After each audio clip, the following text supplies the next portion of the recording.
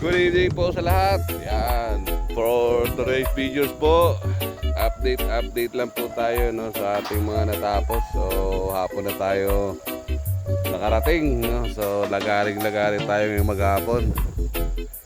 So, yan po.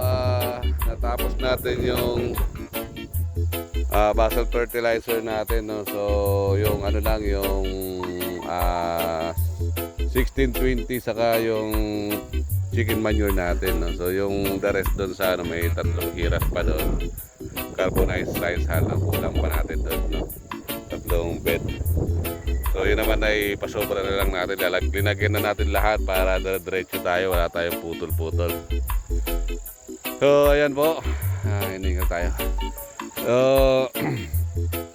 matagalan tayo dun sa ating ano, sa ating 1620, no. So naglusaw na kasi siya, kaya naging lugaw na. So gumamit tayo ng kutsara na lang, no, para kung yung hindi yun naglusaw, malamang natapos na natin to. So yung kinulang na rin siya. So yung isang hiras doon ay 1440 na ang linagay natin para meron na rin siyang basang, no? So yan lang yung konting update natin. So meron, nandun na tayo sa ano, sa huli, no. So 3 bed na lang ang kulang natin diyan, yung sa carbonized rice hull. Ginabi na ulit tayo.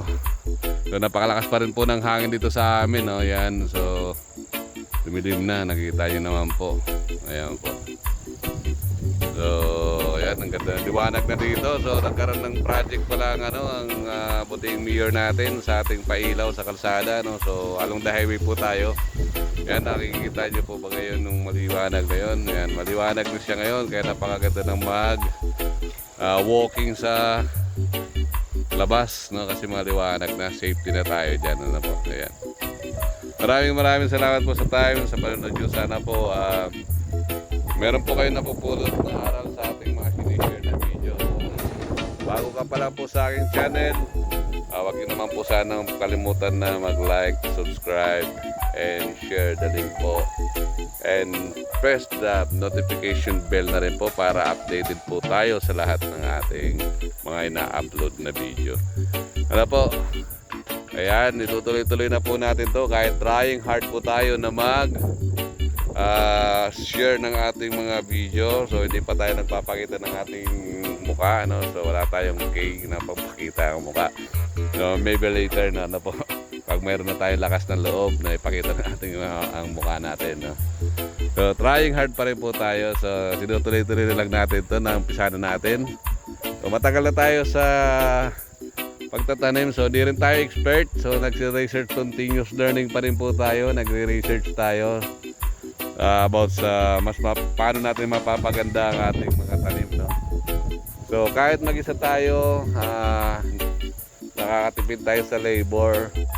So ayan, yun ang ating naipagmamalaki, yung makatipid tayo sa labor, at then nakakaano naman tayo na maganda, no?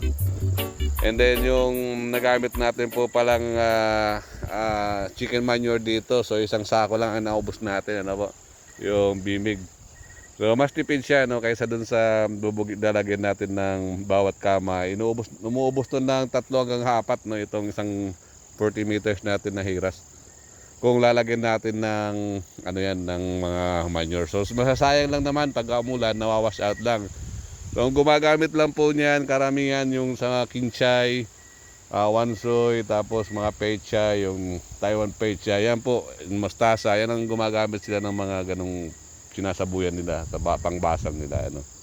So tayo din na tayo gumagamit niyan para makales tayo. So kahit pa paano ay matipid-tipid natin ang ating fertilizer, ano po. So doon na lang tayo gagamit na maganda-ganda sa pagpalaki ng palaki. Doon tayo mag-adjust, no? So sa pagitan na lang tayo ng mga butas, maglalagay na ng mga fertilizer, no? So dalawang method po ang ating ginagamit, drenching and ating side dressing, no? Side dressing method, no? So pagka umuulan, side dressing tayo. Pag maulan, no, so, dahil di naman tayo makakapagdilig ng may fertilizer, yung ating drenching, no? So mas maganda yon kasi direct na yun sa ating mga halaman. So tiyaga-tiyaga lang pagdidilig, talagang mano-mano tayo. So isang lata ng sardinas lang po sa isang ayan, yung minimix natin. So meron pong mga ano yan, may mga sa mga paghahalaman, merong mga dosage yan kung ilang grams ang kailangan bawat tanim, ano po.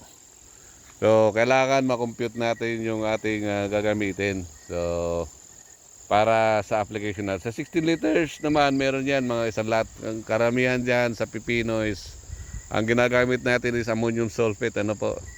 And then potash, and then 14-14 lang naman ang ginagamit natin. Tapos babawi na lang tayo sa foliar fertilizer. Ayan po, magadilim na po. Ang ginabi na tayo. Maraming salamat po sa inyo sa panonood. Sana wag po kayong magsasawang manood sa aking mga sinishare sa inyo. God bless and happy farming po sa lahat. Thank you, thank you.